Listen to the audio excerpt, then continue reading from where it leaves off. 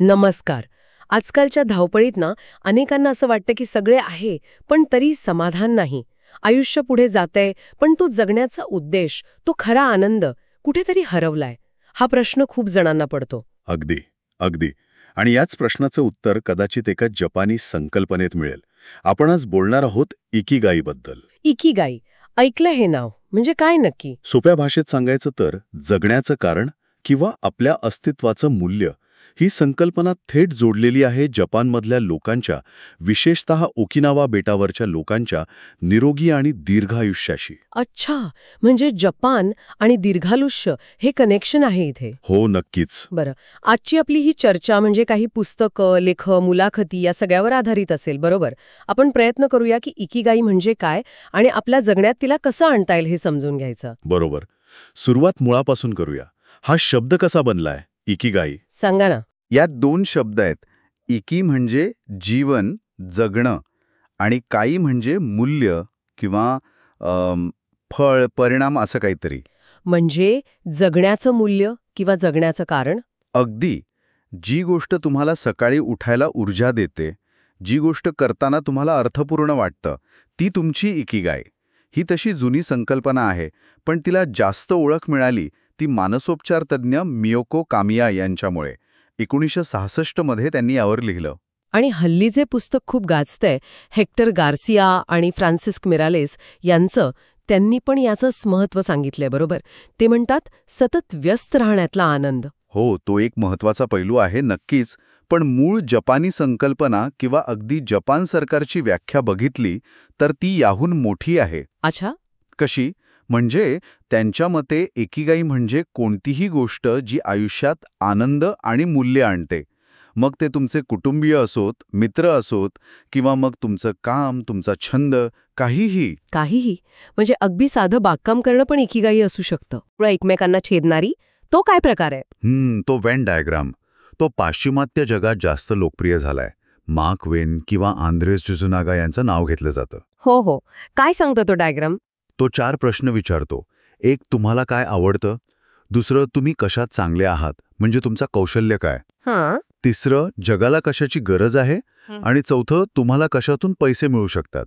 या चारांचा जो मध्यबिंदू आहे, जिथे हे चारही वर्तुळं मिळतात, ती म्हणजे इकिगाई, असा तो डायग्राम सांगतो. उदाहरणार्थ, समजा मला लिहायला आवडतं, मी ठीकठाक लिहिते, पण लोकांना प्रेरणा देण्याची गरज आहे आणि समजा मला त्यातून पैसेही मिळाले, तर ती झाली माझी इकिगाई. त्या डायग्रामनुसार हो, पण इथे एक गोष्ट आहे, हा डायग्राम म्हणजे मूळ जापानी संकल्पनेचं सुलभीकरण आहे. थोडं सोप्पं करून सांगितलेलं मॉडेल आहे ते. तो डायग्राम कधी लोकांना वाटतो की हे सगळं जुळून आलंच पाहिजे तरच इकिगाई मिळेल, पण तसं नाहीये. मग मूळ विचार काय आहे? मूळ विचार भर देतो तो प्रक्रियेवर. म्हणजे तुम्हाला जी गोष्ट आवडते ती करताना जो आनंद मिळतो, जे समाधान मिळतं, ती भावना जास्त महत्वाची आहे. ती गोष्ट कोणी लाडलेही नसते, ती तुमच्या आतून येते. त्यासाठी पैसे मिळालाच हवेत किंवा जगाला त्याची गरज असायलाच हवी असं बंधन नाही. समजला, म्हणजे तो आतून येणारा आनंद महत्वाचा, पैशापेक्षाही जास्त. अगदी. आणि गंमत म्हणजे एका जपानी मानसशास्त्रज्ञाने कात्सुया इनुओ यांनी इकिगाईचे काही वेगळे प्रकार पण सांगितलेत, सामाजिक दृष्टिकोन वापरून. प्रकार कसे? एक आहे सामाजिक इकिगाई, म्हणजे जी समाजाला मान्य आहे, उपयोगी आहे. समजा तुम्ही काही स्वयंसेवा करता. दुसरी गैरसामाजिक इकिगाई, म्हणजे ज्याचा समाजाशी थेट संबंध नाही. तुमचा एखादा खास छंद, तुमची श्रद्धा किंवा अगदी स्वतःला शिस्त लावणं. आणि तिसरं तुम्ही म्हणाला होतात की? हो, तिसरा ऐकून थोडं आश्चर्य वाटेल, त्याला ते म्हणतात समाजविरोधी इकिगाई. समाजविरोधी म्हणजे? म्हणजे कधी काही नकारात्मक भावना सुद्धा माणसाला जगण्याची प्रेरणा देतात. तीव्र द्वेष, सुडाची भावना, हे ऐकायला विचित्र वाटेल, पण काही लोकांसाठी तीच जगण्याची शक्ती म्हणजे इकिगाई असू शकते. अर्थात इनो इथे फक्त वर्गीकरण करत आहेत, चांगलं वाईट असं काही ठरवत नाहीयेत. बापरे, हे तर खूपच वेगळं आहे. म्हणजे जगण्याचं कारण काहीही असू शकतं, सकारात्मक किंवा नकारात्मक सुद्धा. हो, मुद्दा आहे जगण्याचं कारण असणं, आणि ही इकिगाईची कल्पना पिढीनुसार बदलते सुद्धा म्हणे जपानमध्ये. ते कसं? जुन्या पिढीसाठी कंपनीशी एकनिष्ठ राहणं, कुटुंबासाठी झटणं, यात इकिगाई होती.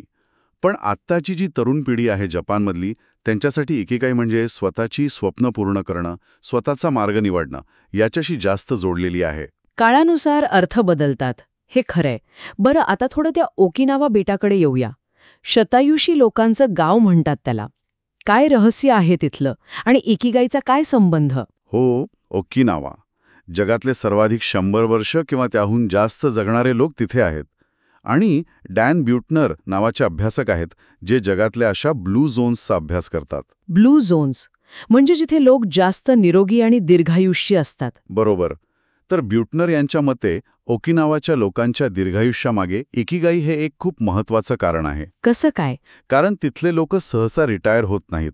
म्हणजे निवृत्तीची संकल्पनाच फारशी नाहीये. जोपर्यंत शरीर साथ देतंय तोपर्यंत ते आपलं आवडतं काम करत राहतात. काहीतरी उद्देश असतो त्यांच्या दिवसाला. नो रिटायरमेंट म्हणजे सतत कार्यरत राहणं. वा, आणि त्यांची जीवनशैली पण वेगळी असेल नक्कीच. मुआई म्हणून काहीतरी असतं ना तिथे? अगदी बरोबर पकडलात. मुआई हे म्हणजे लहानपणापासूनचे घट्ट मित्र-मैत्रिणींचे गट असतात. आयुष्यभर टिकणारे. अच्छा, काय करतात हे गट? ते नियमित भेटतात, गप्पा मारतात, खेळतात, खातात, पितात आणि सर्वात महत्त्वाचं म्हणजे एकमेकांना भावनिक आणि कधीकधी आर्थिक आधारसुद्धा देतात. हा जो सामाजिक आधार आहे ना, तो त्यांना एकटेपणा आणि ताण यांपासून वाचवतो. किती छान कल्पना आहे ही. आपल्याकडे पण असायला हवी अशी मुआई. आणि खाण्यापिण्याच्या सवयी, त्याबद्दल खूप बोललं जातं. हारा हाचिबू. हो, हारा हाचिबू, फुको हाचिबुन हा त्यांच्या आहाराचा महत्त्वाचा नियम आहे. म्हणजे पोट 80% भरलं की थांबवायचं. पूर्ण गच्च भरेपर्यंत खायचं नाही. 80%? आपल्याकडे तर अनेकदा 100%वर जातं. अगदी इंद्रधनुष्यासारखा रंगीबेरंगी आहार असतो त्यांचा. टोफू, समुद्री शैवाल, मासे, वनस्पतीजन्य पदार्थ जास्त असतात. आणि मीठ, साखर? खूप कमी.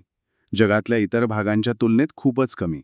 सरासरी 1800 कॅलरीज घेतात ते दिवसाला. अमेरिकेत हेच 2200च्या वर आहे. आणि मीठ पण आपल्यापेक्षा जवळपास निम्म. ते लहान ताटल्या वापरतात म्हणे जेवायला. अच्छा, म्हणजे आपोआप कमी खाल्लं जातं. हो. आणि अधूनमधून उपवास म्हणजे लंघन. पचनसंस्थेला आराम मिळतो त्याने. नैसर्गिक अँटीऑक्सिडंट्स जसं ग्रीन टी ते पण भरपूर घेतात. म्हणजे आहार एकदम साधा, संतुलित आणि नियंत्रित. मग व्यायामाचं काय? खूप कठीण व्यायाम करतात का? नाही, उलट ते जास्त दैनंदिन जीवनातच सक्रिय असतात. वेगळी जिम वगैरे नाही. स्वतःच्या बागांमध्ये काम करणं, भरपूर चालणं हे नित्याचं आहे. अच्छा. आणि काही हलके व्यायाम प्रकार आहेत, जसं रेडिओ टायसो म्हणून एक सामुदायिक व्यायाम आहे तिकडे, तो करतात. योगा, ताईची हे पण काही जण करतात. पण मुख्य भर आहे सतत हालचाल करत राहण्यावर. म्हणजे जीवनशैलीच सक्रिय आहे त्यांची. हां. आणि मानसिक शांतता. एवढं वय असूनही आनंदी कसे राहतात ते, ताण कसा कमी ठेवतात. इथे पुन्हा येतो इकिगाईचा मुद्दा. जगण्याला काहीतरी उद्देश असला की एक सकारात्मकता येते. ते लोक वर्तमानात जास्त जगतात. भूतकाळाची चिंता किंवा भविष्याची काळजी करत बसत नाहीत. निसर्गाच्या जवळ राहणं, जसं बागकाम करणं, यानेही ताण कमी होतो. आणि अर्थातच मोआईमधून मिळणारा तो सामाजिक आधार, तो खूप महत्त्वाचा आहे मानसिक आरोग्यासाठी. एका अभ्यासातही म्हटलंय की जे लोक कमी ताण घेतात ते जास्त जगतात. म्हणजे सगळं एकमेकांशी जोडलेलं आहे. इकिगाय, आहार, हालचाल, सामाजिक संबंध आणि ताण व्यवस्थापन हे सगळं मिळून त्यांच्या दीर्घायुष्याचं रहस्य आहे. कमाल आहे. मग प्रश्न येतो की आपण आपली इकिगाई कशी शोधायची? हा प्रवास आहे खरं तर, प्रत्येकासाठी वेगळा. याला वेळ लागतो, संयम लागतो आणि स्वतःला काही प्रामाणिक प्रश्न विचारावे लागतात. ते 4 प्रश्न जे आपण आधी बोललो. हो, ते नक्कीच मार्गदर्शक ठरू शकतात. पुन्हा एकदा पाहूया. 1. मला खरंच काय आवडतं? 2. माझ्यात खास काय आहे? मी कशात चांगली आहे? 3. जगाला, समाजाला कशाची गरज आहे, जिथे मी काहीतरी देऊ शकेन? आणि 4. यातून मला पैसे मिळू शकतील का? म्हणजे माझा उदरनिर्वाह होऊ शकेल का? पण हे नेहमी जमतं असं नाही ना. आवड वेगळी असते आणि पैसे वेगळ्याच कामातून मिळतात. अगदी बरोबर. आणि हे वास्तव आहे. जगायला पैसा लागतो.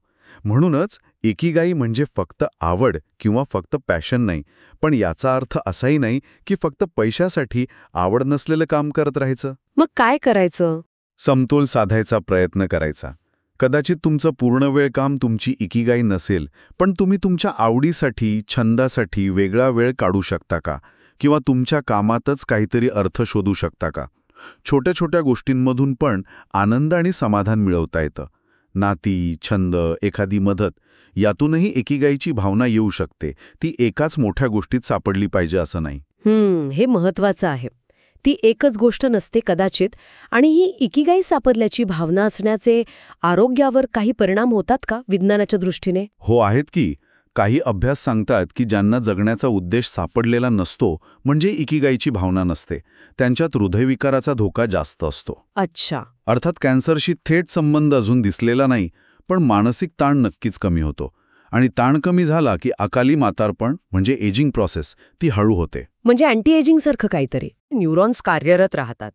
म्हणजे शारीरिक आणि मानसिक दोन्ही स्तरांवर फायदे आहेत.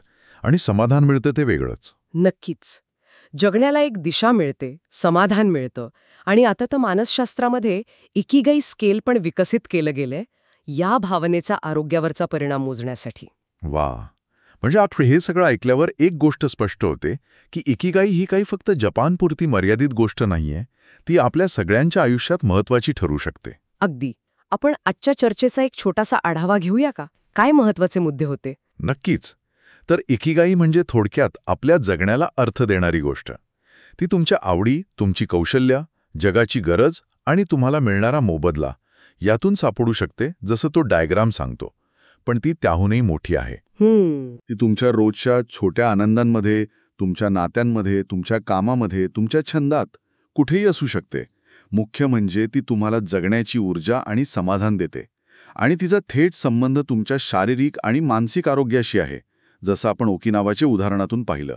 आणि ते 10 नियम हेक्टर गार्सिया आणि फ्रान्सिस मिरालेस यांनी सांगितलेले ते पण महत्वाचे आहेत. हो, ते 10 नियम म्हणजे ओकिनावा जीवनशैलीचं सार आहे. नेहमी सक्रिय राहा, कधी निवृत्त होऊ नका, घाई सोडा, हळू जगा, पोट 80%च भरा, चांगले मित्र जोडा, रोज हलका व्यायाम करा, हसतमुख राहा, निसर्गाच्या जवळ जा, कृतज्ञता व्यक्त करा, वर्तमानात जगा आणि सगळ्यात महत्त्वाचं तुमची इकिगाई फॉलो करा. अगदी.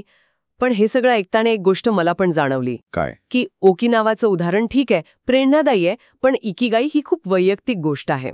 प्रत्येकाची वेगळी असेल आणि ती बदलू पण शकते, नाही का? अगदी बरोबर मुद्दा मांडलात. इकिगाई ही काही दगडावरची रेघ नाही. आज जी तुमची इकिगाई आहे ती कदाचित 5-10 वर्षांनी नसेल. नवीन काहीतरी सापडेल. हा एक सततचा शोध आहे.